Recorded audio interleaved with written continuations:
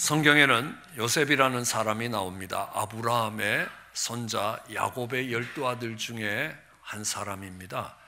성경은 이 요셉을 일컬어서 형통한 사람이라고 부르고 있습니다. 그 요셉의 삶을 통해서 형통한 인생이 어떤 것인가라는 것들을 우리가 배울 수 있을 것입니다. 그는 10형의 손에 의해서 종으로 팔려갑니다. 그래서 부족국가의 족장의 아들에서 하루아침에 남의 집에서 섬겨야 되는 종이 되었습니다. 아마 그것이 형통한 모습이냐라고 물으실지 모릅니다. 그러나 성경은 그 요셉이 형통한 자라고 이야기합니다. 요셉은 보디바르 집에서 일을 했습니다. 요셉이 하는 일마다 하나님이 축복하셨습니다. 이 보디바르라는 사람은 사람 보는 눈이 정확한 사람입니다.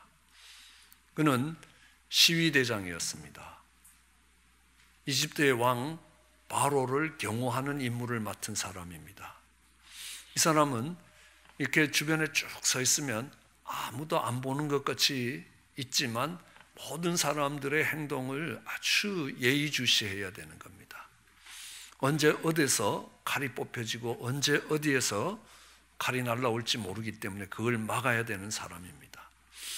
사신들이 와서 주머니에 손을 넣으면 나올 때 칼이 나올지 편지가 나올지를 지켜보고 칼이 나오면 그 사람보다 먼저 공격해야 되는 것이 그의 직무였습니다. 그렇기 때문에 안 보는 것처럼 보지만 사람 한 사람을 정확하게 보고 있어야 합니다. 그가 요셉을 지켜봅니다. 요셉이 하는 일마다 잘 되는 겁니다. 하나님이 함께 하고 있다는 확실한 증거가 거기에 있었습니다. 그래서 그는 가정의 모든 일들을 요셉에게 맡깁니다. 내가 무엇을 먹을 것인가 메뉴를 결정하는 것 빼고는 네가 다 하라는 겁니다. 그가 형통한 자였습니다. 그런데 그는 보디바르 아내의 모함을 받아서 감옥에 가게 됩니다. 사람들은 물을 수 있습니다. 그렇게 감옥 가는 게 형통한 일이냐고요. 예, 형통한 일이라고 이야기합니다. 또 감옥에서도 이 요셉은 성실하게 일했습니다. 그러자 감옥에 책임을 맡은 사람이 네가 다 알아서 해라 하고 일을 다 맡겼습니다. 그러자 감옥에 온 왕의 술 맡은 관원의 꿈을 해석하고 그를 잘 섬겼습니다. 그것이 계기가 되어서 바로의 꿈을 해석하는 자리에 갑니다. 7년 풍년 뒤에 7년 흉년이 올 것을 예측합니다. 그 일로 인하여 요셉은 재상이 되었습니다. 그래서 7년 흉년을 대비해서 수많은 사람들의 생명을 건지는 일을 합니다. 그뿐만이 아닙니다. 귀족들에게 속해져 있던 모든 땅들을 다 왕이 사들였습니다. 그 전에 귀족들의 땅을 경작하던 농민들은 세금을 80%를 내어야 됐습니다. 그런데 이제 요셉이 공급하는 땅을 경작하는 사람들은 세금을 20%를 냅니다. 그전에는 그 땅에서 일해도 입에 풀칠하기 힘든 그 땅에 매여 종살이하는 사람이었지만 이제는 그 땅이 그들의 축복의 근원이 되었습니다. 하나님 이름으로 일컫는 사람으로 하나님이 약속하신 바대로 그 땅을 고치리라 하시는 말씀이 이루어지는 것들을 보게 됩니다. 우리는 요셉 같은 사람이 있으면 그 사람을 일컬어서 보배라고 이야기합니다. 아주 큰 재산이라고 이야기합니다. 저는 미국에 와서 공부하면서 회계학을 공부할 기회가 있었습니다. 회계학을 공부하면서 인적 자원 회계라는 걸 공부하면서 참 재미있었습니다. 영어로는 Human Resources Accounting이라고 이야기합니다. 그 사람을 어떻게 평가할 것인가에 대한 회계입니다. 오늘날에는 많은 병원들과 많은 기업체들이 그 방법들을 사용하고 있습니다. 이 어카운팅에서는 재산이라는 단어를 사용하지 아니하고 자산이라는 단어를 사용합니다. 자본과 재산을 합쳐서 자산이라고 이야기합니다. 우리는 공장이나 기계나 건물 같은 것들은 눈으로 볼 수 있는 재산입니다. 그래서 그것을 물적 자산이라고 이야기합니다. 그리고 증권이나 아니면 현금이나 이런 것들을 화폐 자산이라고 이야기합니다.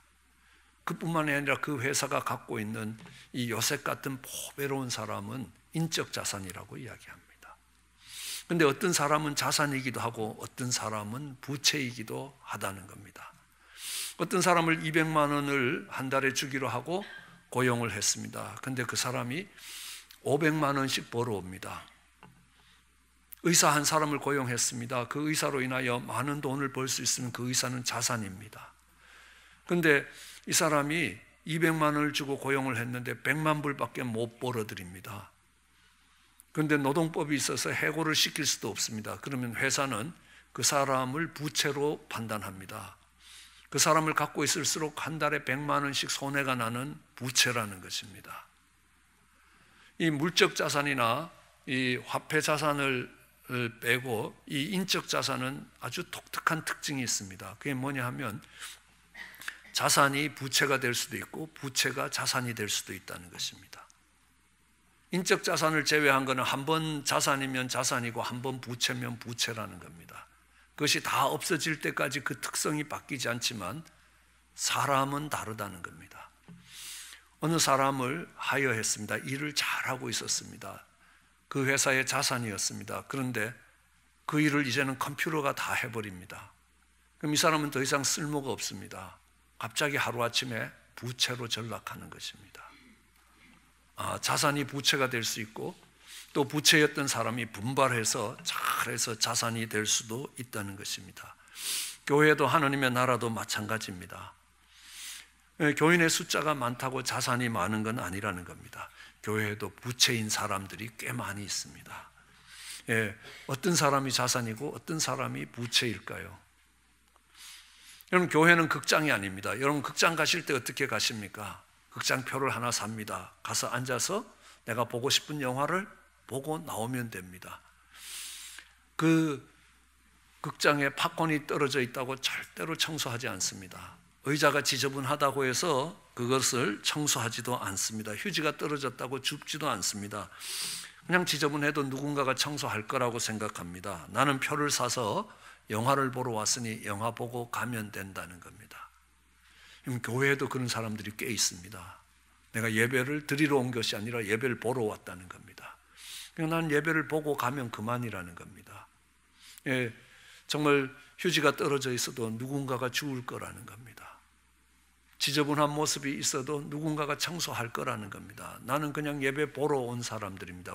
우리는 그들을 일컬어서 구경꾼이라고 이야기합니다. 교회로서는 부채인 사람입니다.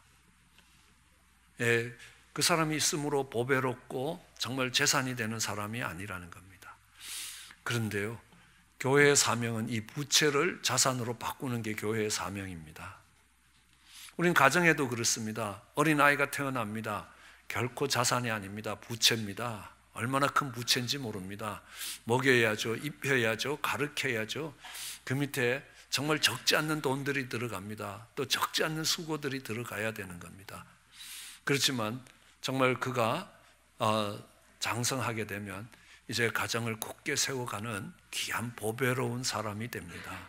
우리 가정도 정말 부채인 어린 생명을 돌봐야 되는 어린 생명을 돌봐서 그들이 가치 있고 존귀한 인생이 되도록 만들어가는 것이 하나님이 가정해 주신 사명이라고 생각합니다. 그래서 우리는 생각해 봅니다. 하나님이 찾으시는 사람은 어떤 사람이겠습니까? 분명히 일꾼일 겁니다. 부채 같은 사람이 아닐 겁니다. 지금은 부채지만 앞으로 정말 보배로운 사람이 될 사람들을 하나님이 참고 기다리실 것입니다. 여러분이 사람을 찾을 때 어떻게 찾으시겠습니까? 작은 구멍가게도 그렇습니다. 도와줄 사람을 찾습니다. 근데 잘못 찾으면요, 도둑놈을 찾게 될 겁니다. 그러면요, 그 사람이 도와주기는커녕 없는 것보다 더 나쁠 때가 많다는 겁니다. 도둑질을 당하게 된다는 겁니다. 사람 하나를 찾을 때도 얼마나 소중한지 모릅니다. 하나님이 하나님의 일꾼들을 찾고 세우실 때에 얼마나 그것을 귀하게 여기고 소중히 여기는지 모릅니다. 그는 교회를 세워가는 일꾼을 찾을 때 어떤 사람들이 보배로운 사람들이 될까? 어떤 사람들이 교회에 좋은 일꾼이 될까? 먼저 아무리 탁월한 능력이 있어도 1년에 한두 번 교회 오는 사람은 교회를 세우는 일꾼이 될 수 없습니다. 그에게 많은 능력이 있고 많은 것들을 가졌다고 하더라도 그는 절대로 교회의 일꾼이 되지 못합니다.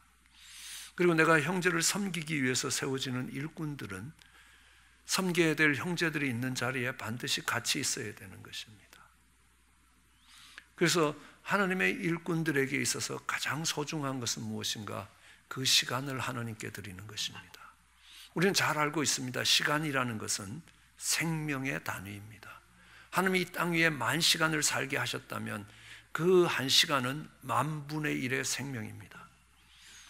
그럼 사랑하는 자녀들에게 내가 줄 수 있는 가장 좋은 선물은 무엇이겠습니까? 저는 2번 생각할 것도 없이 시간이라고 생각합니다. 그에게 그의 시간을 나누어 주는 것입니다. 그 시간을 나누어 주는 것은 생명을 나누어 주는 것입니다. 열심히 일해서 돈 벌어서 공부시켜 주는 것 나쁘지 않습니다. 그러나 그거보다 더 소중한 것은 함께 시간을 보내는 것입니다. 그러므로 교회를 세워가는 일꾼, 또 가정을 세워가는 부모님들은 어떤 모습이 있어야 되느냐? 그 어린 자녀들과 함께 시간을 보낼 수 있어야 합니다. 우리는 예배에 빠짐없이 참석합니다. 왜냐하면 예배는 하나님의 임재 앞에 서는 것입니다. 그 예배를 통하여 하나님의 은혜가 우리에게 내려오는 것입니다. 그 은혜 없이 하나님의 일을 감당할 수 없기 때문입니다. 우리는 성경 공부에 빠짐없이 참석합니다. 왜냐하면 하나님의 말씀을 모르고는 하나님의 나라를 세워갈 수 없기 때문입니다. 내가 신앙생활 오래 해서 배울 만큼 배웠다고요? 아닙니다. 자꾸 잊어먹습니다. 얼마나 감사한지 모릅니다. 똑같은 설교를 해도 새롭게 들리니까요. 그게 얼마나 감사한 것입니까? 목사로서요. 그러니까 우리는 잊어먹게 되어 있습니다. 주님은 계속 반복하라고 가르치시는 겁니다. 성찬식을 매번 식사할 때마다 반복하도록 말씀하시는 겁니다. 예수님이 우리를 위해서 십자가에 죽으셨다는 것을 잊지 않기 위해서라는 겁니다. 또 새로운 것들을 배우기 위해서 정말 이런 상황에 하나님의 뜻이 무엇인지를 배우지 않고는 하나님의 뜻대로 살지 못한다는 겁니다. 말씀이 없는 삶을 우리는 가롯 유다와 같은 삶이라고 이야기합니다. 왜냐하면 그는 그의 소견에 옳은 대로 예수님을 위해서 일했기 때문입니다. 우리는 기도 모임에 참석합니다. 왜냐하면 내 힘으로 이 일을 감당할 수 없기에 하나님이 그 힘을 공급해 주시도록 기도하는 것입니다. 말씀을 배우지 않는다면 교만해지고 기도하지 않으면 악해집니다. 왜냐하면 내 힘으로 하기 때문에 그렇습니다. 거기에 시간을 쓰는 것들이 하나님의 나라를 세우는 하나님의 일꾼들의 모습이 되어야 한다는 것들을 명심해야 합니다. 우리 자녀들을 가르칠 때도 동일한 원리가 적용되고 있습니다. 그러나 우리는 일꾼들에게 있어서 일을 하고 사역을 감당하는 것보다 훨씬 더 소중한 게 있습니다. 우리 부모님들이 열심히 일하여 자녀들에게 필요한 것들을 공급하는 것보다 그 부모의 역할에서 훨씬 더 중요한 게 있습니다. 그건 뭐냐면 삶의 본을 보이는 것입니다. 그 본을 따라가게 되어 있다는 것입니다. 요한복음 13장 13절에 보면 이런 말씀이 기록되어 있습니다. 너희가 나를 선생이라 또는 주라 하니 너희의 말이 옳다. 내가 너희가 말한 대로 선생이고 주라는 겁니다.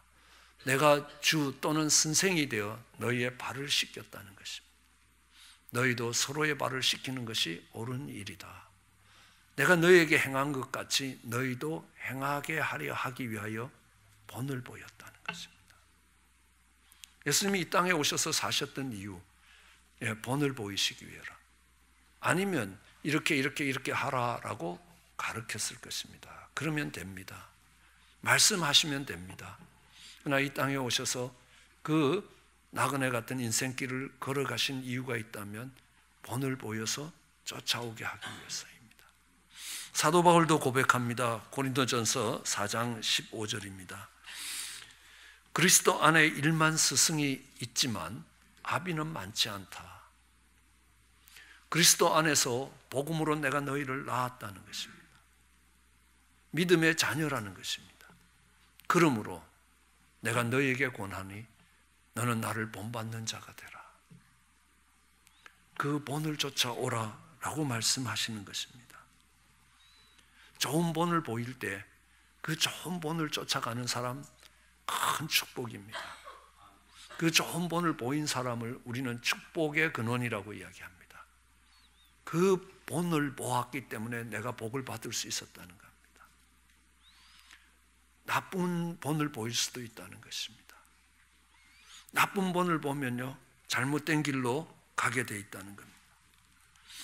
마태복음 18장에 이야기합니다.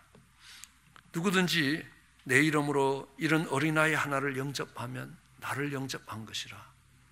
누구든지 이 어린아이 소자 중에 하나를 실족케 하면 그가 연자맷돌을 목에 메고 바다에 빠지는 게 나을 것이다 라고 이야기합니다. 실족케 하는 일들이 있음으로 인하여 세상에 화가 있다는 겁니다. 실족하는 일이 없을 수는 없으나 실족케 하는 그 사람에게는 화가 된다는 겁니다. 어떤 본을 보이시겠습니까?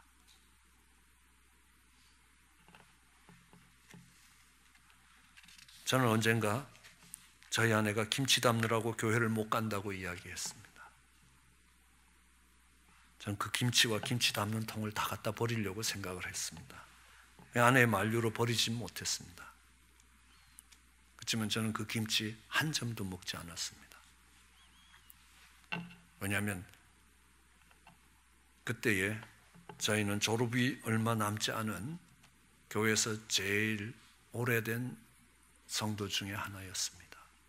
이제 신앙생활을 시작하는 사람들이 그런 일 때문에 교회를 못 오면 교회에 올 사람이 아무도 없을 것입니다. 내가 어떤 본을 보이시겠습니까? 내가 바빠서 하나님께 예배드리러 갈 수 없으면 우리 자녀들도 배울 겁니다. 바쁘면 하나님께 예배 안 드려도 된다는 걸 배울 겁니다. 어떤 본을 보이시겠습니까? 하나님의 일꾼들을 세우시는 게 이를 위한 목적만은 아닙니다. 하나님 말씀하십니다. 이 돌들을 들어서도 찬양하게 할 수 있으신 분이 하나님이십니다. 그럼 일이 목적이 아니라는 것들을 알 수 있습니다. 본을 보이시는 것입니다. 하나님 교회를 세워가는 일꾼들은 교회를 사랑하며 섬기는 사람이 되어야 합니다. 예수님도 이야기합니다. 내가 이 땅에 온 것이 섬김을 받기 위해서 온 것이 아니라 섬기기 위해서 왔다는 것입니다. 그럼 저는 갈렙부에 가서 여러 번 도전합니다. 노인은 될 수 있지만 어른은 쉽게 되지 않는다는 것입니다. 나이가 들어 늙으면 노인 되는 겁니다. 그렇지만 어른이 되는 건 아니라는 겁니다. 싸우는 여호수아를 위하여 두 손이 팔이 끊어지도록 기도하는 것입니다. 그러므로 여호수아가 승리합니다. 그는 어른이라는 것입니다. 왜요? 기도로 섬기기 때문에요. 육체적 힘이 점점 빠져나가기 때문에 힘든 일이 아니더라도 기도할 수 있는 일이 있다는 것입니다. 주님도 말씀하십니다. 내가 섬김을 받기 위해서 아니라는 겁니다. 내가 섬기기 위해서라는 겁니다. 본을 보이는 겁니다. 85세가 된 갈렙이 칼을 뻗고 헤브론 산지를 올라가는 것입니다. 그것은 본을 보이는 것입니다. 70이 넘은 미국의 상원의원이 우주선을 탑니다. 젊은 사람도 힘든 일들을요. 그는요, 미국의 젊은이들에게 그들의 가슴에 수많은 도전들을 던지는 어른이 되는 겁니다. 미국이 그런 재산을 갖고 있다는 것이 얼마나 축복된지 모릅니다. 초대교회에 세워진 일꾼들도 교회를 섬기기 위해서, 쉽게 이야기하면 식사 봉사를 하기 위해서 세워졌습니다. 식사 봉사를 하는 자리에 많은 원망들이 일어나니까 하나님이 그 일꾼들을 세우신 것입니다. 그런데 하나님의 교회를 세우는 일꾼들은 사랑으로 섬겨야 합니다. 우리 가정에서 우리의 자녀들을 부모님들이 사랑으로 섬깁니다. 오래 참고 그들의 허물을 짊어지면서 그들이 변화될 때까지 기다리는 것입니다. 교회 일꾼들도 그렇습니다. 전 제가 좋아하는 예화가 있습니다. 몇 가지 있는데 그 중에 하나인데 생각할 때마다 참 마음이 감동이 됩니다. 어느 한 노신사가 식당에 들어갔습니다. 치킨 누들 숲을 시켰습니다. 숲이 나왔습니다. 이제 먹으려고 숟가락을 탁 드는데 보니까 파리가 한 마리 빠져 있는 겁니다. 아니, 사람 먹는 이 음식에 이 파리가 빠져 있다니. 그래서 웨이터를 불렀습니다. 종업원을 불렀습니다. 아니, 이 숲에 파리가 빠져 있는데 이거 어떻게 된 거냐고. 그러니까 그 종업원이 이렇게 보더니만, 선생님, 이건 파리가 아닙니다. 콩입니다. 보십시오 하고 얼른 먹었습니다. 그걸 보면서요, 그 노신사가 주인을 불렀습니다.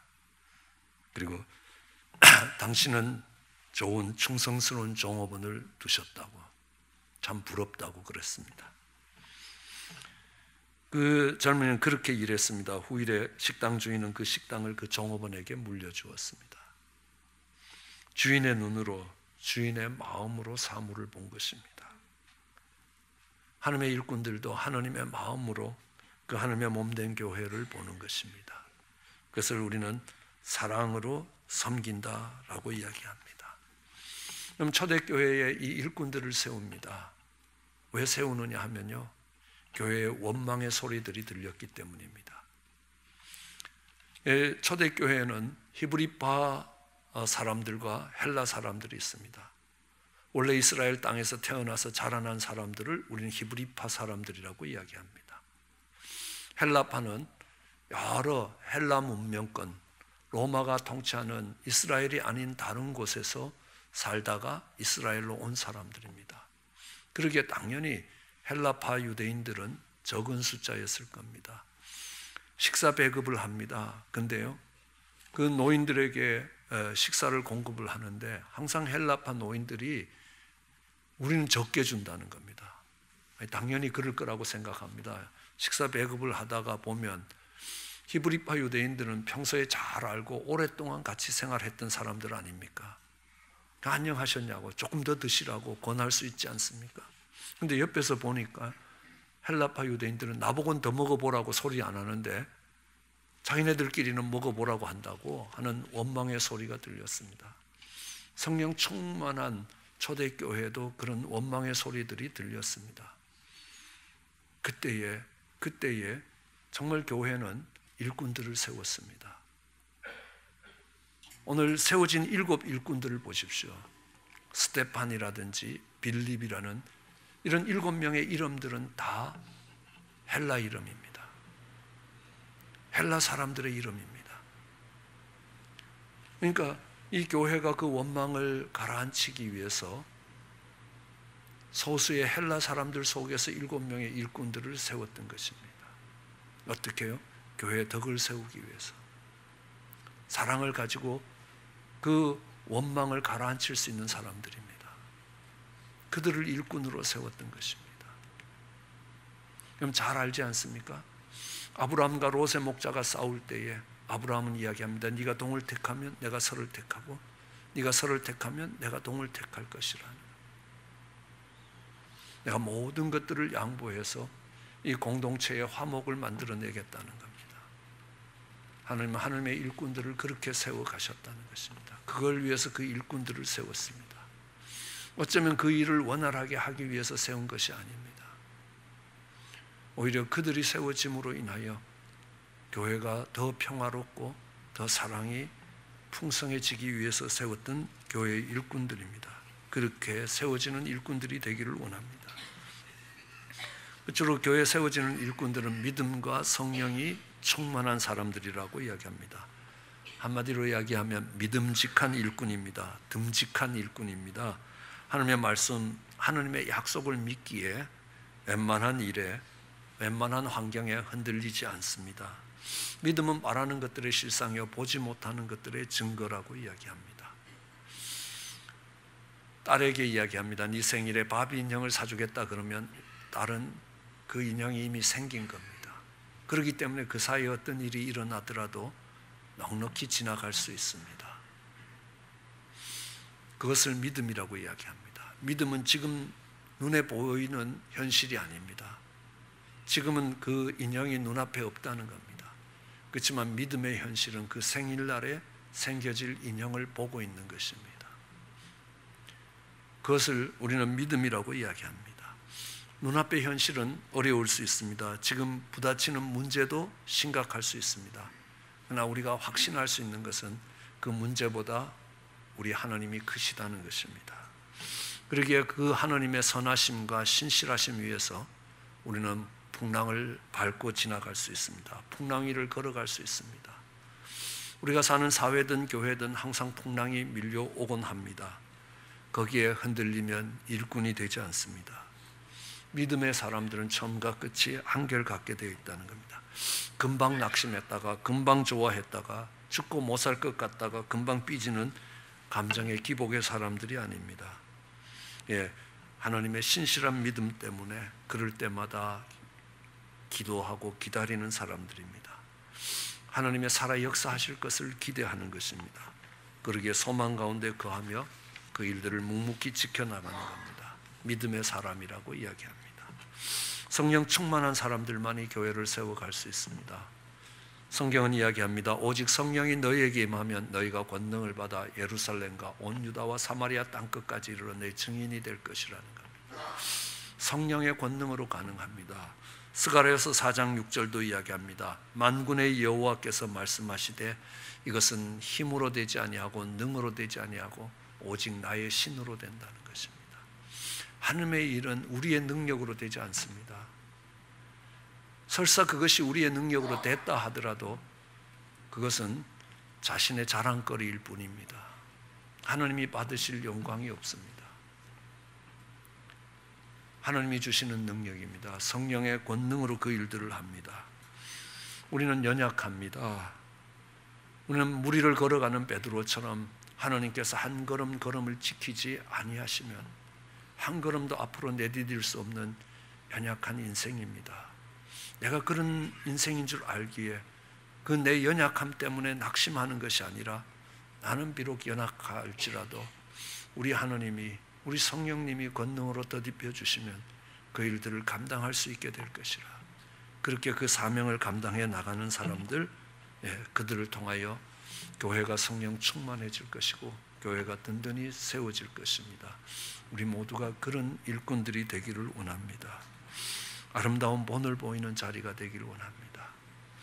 우리 자녀들이 어머니가 계셨고 아버지가 계셨기에 오늘날 내가 있을 수 있었습니다 라는 그 고백을 듣는 그런 하나님의 사람의 자리에 서게 되기를 원합니다. 사랑으로 섬기기를 원합니다. 그 가운데 믿음과 성령의 충만함으로 하나님의 나라와 또 우리에게 주어진 가정들을 든든히 세워가는 저와 여러분 되시기를 주의 이름으로 축원합니다. 기도하시겠습니다.